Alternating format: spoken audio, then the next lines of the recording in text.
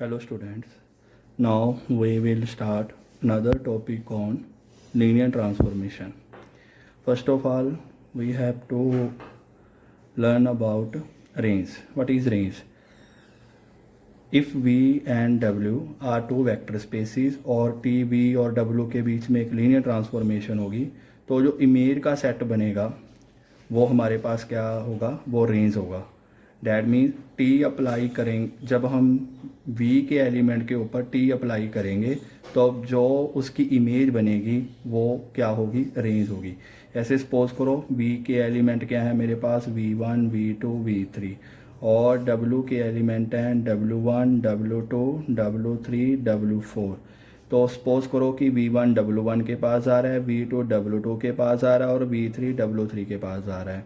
तो इसकी रेंज क्या बनेगी, W1, W2, W3. ये उसकी रेंज के सेट में आ जाएंगे. और W1, W2, W3, W4 is called codomain. जो एलिमेंट जुड़ जाते हैं उसको हम रेंज में ले लेते हैं और इस पूरे सेट को हम क्या बोलते हैं, कोडोमेन. तो रेंज में कौन कौन से एलिमेंट आएंगे, जिनके हमारे पास क्या होगी, प्री इमेज मिल जाएगी. डैट मीन जो एलिमेंट जुड़ जाएंगे W में से.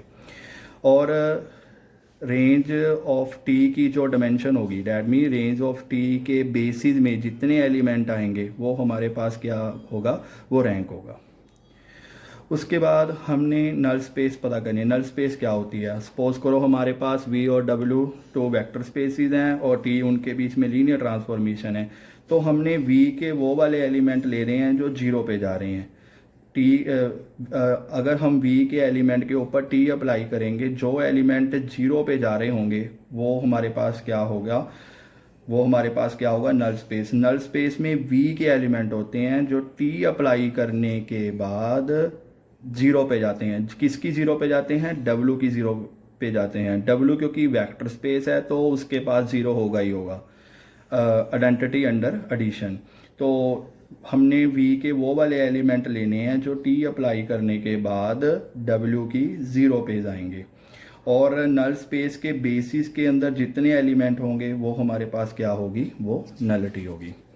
सो हमने अभी चार चीज़ें बेसिकली रीड की हैं, रेंज, रैंक, नल स्पेस और नलिटी.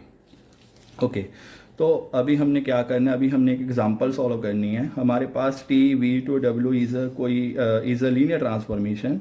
हमने एक तो बेसिस पता करना है और डायमेंशन पता करनी है किसकी, रेंज स्पेस की और इसकी नल स्पेस की.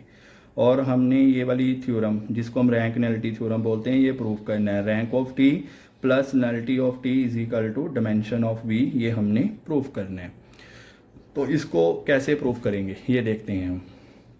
ओके, हमें T लीनियर ट्रांसफॉर्मेशन हमें गिवन है. T लीनियर ट्रांसफॉर्मेशन कहाँ से कहाँ तक है, R square to R cube. और T ऑफ एक्स वाई किसके बराबर है, x plus y, x minus y and y इसके बराबर है. तो इसका हम सोल्यूशन स्टार्ट करते हैं.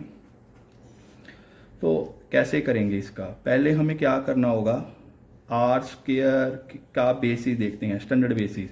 R क्लियरली हमें मालूम है कि जो 10,01 है that is a basis of R square. ये R स्क्वायर का बेसिस है. ओके, हमने क्या करना है, T के ऊपर बेसिस के एलिमेंट अप्लाई करने हैं. 10 अप्लाई किया तो हमारे पास आउटपुट कितनी आई, 1 प्लस 0 1, 1 माइनस 0 1 एंड 0.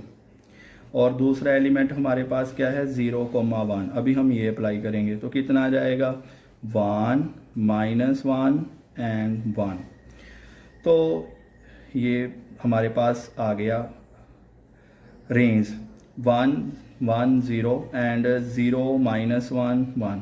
ये हमारे जो एलिमेंट हैं, ये दोनों एलिमेंट क्लियरली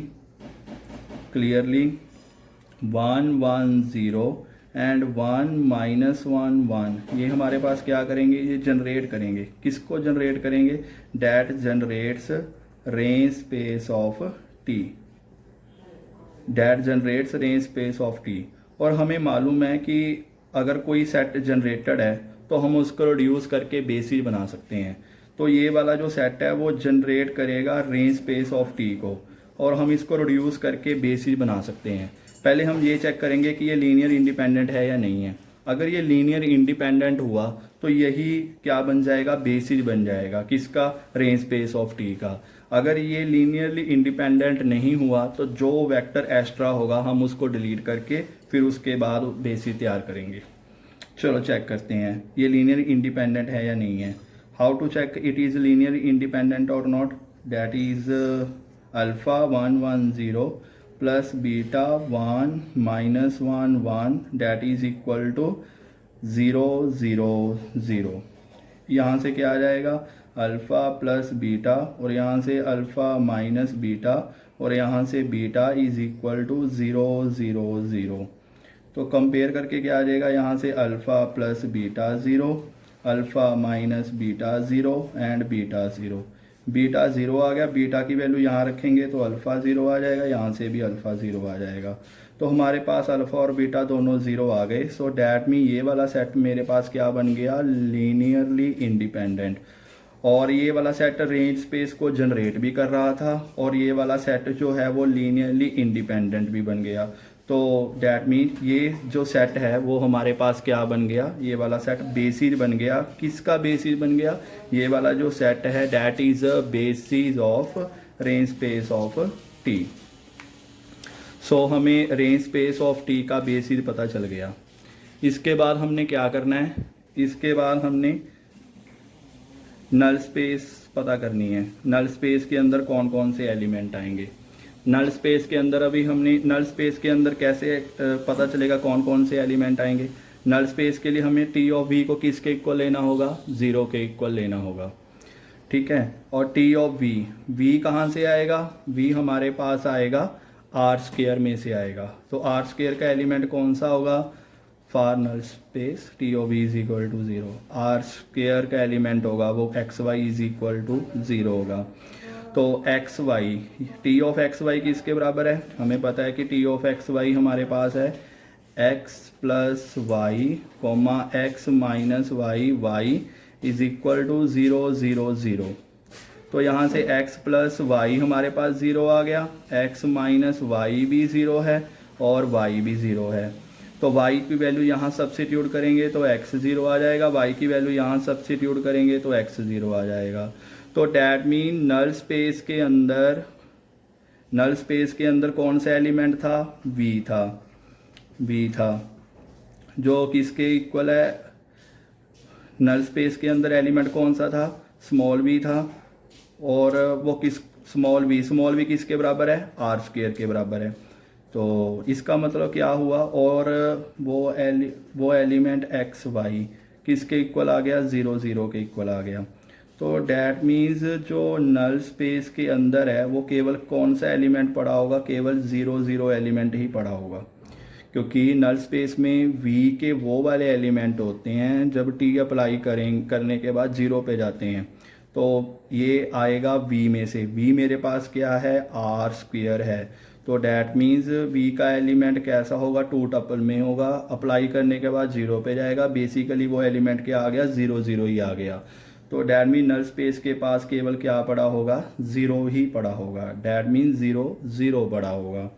इसका मतलब क्या हो गया कि इसका बेसिस क्या आएगा, नल स्पेस का बेसिस क्या आएगा, नल स्पेसिफाई आएगा, ठीक है, नल स्पेसिफाई आएगा और नल स्पेसिफाई आएगा।